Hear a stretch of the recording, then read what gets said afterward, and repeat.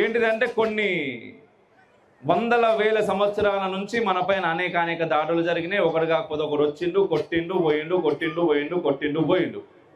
ఎంతసేపు వాడు కొట్టుడు మాత్రమే మనకు తెలుసు తప్ప వాడిని తరిమి కొట్టిన విషయం మనకు తెలియదు.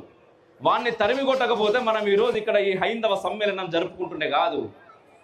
ఎప్పుడైతే వాడు మాత్రమే వచ్చి కొట్టి మనం ఓడిపోయి, వాడు మాత్రమే వచ్చి కొట్టి మనం ఓడిపోయి ఉంటే ఈరోజు మన నుదుటి మీద ఈ బొట్టు ఉండకపోతుండే, ఈ పైన ఈ కాషాయపు జెండాలు ఉండకపోతుండే. మరి ఈ కాషాయపు జెండాలు ఉన్నాయి, ఇప్పటికి కూడా మన నుదుటి మీద బొట్టు పెట్టుకొని మనం చాలా ధైర్యంగా ఈ దేశంలో తిరుగుతూ ఉన్నాము అంటే వాడు గెలిస్తే ఎట్లా జరుగుతుంది? అది ఎంతసేపు బయట నుండి వచ్చినోడే గెలిస్తే లోపల ఉన్న వాళ్ళందరూ మనం అందరం కూడా మతం మారిపోవాలి కదా. ఈ పాటికి ఇక్కడ ఉన్న స్త్రీమూర్తులందరూ బుర్కాలు వేసుకోవాలి, మగవాళ్ళందరూ మీసాలు గిక్కొని చేయాల్సింది చేసుకొని కూర్చోవాలి. మరి అది కాకుండా ఎట్లున్నాం మనం ఇక్కడ? ఎట్లా? మన దగ్గర వీరులు లేకపోయినా వీరులు ఉండే, కానీ ఆ వీరుల చరిత్ర మనకు తెలియకుండా చేసి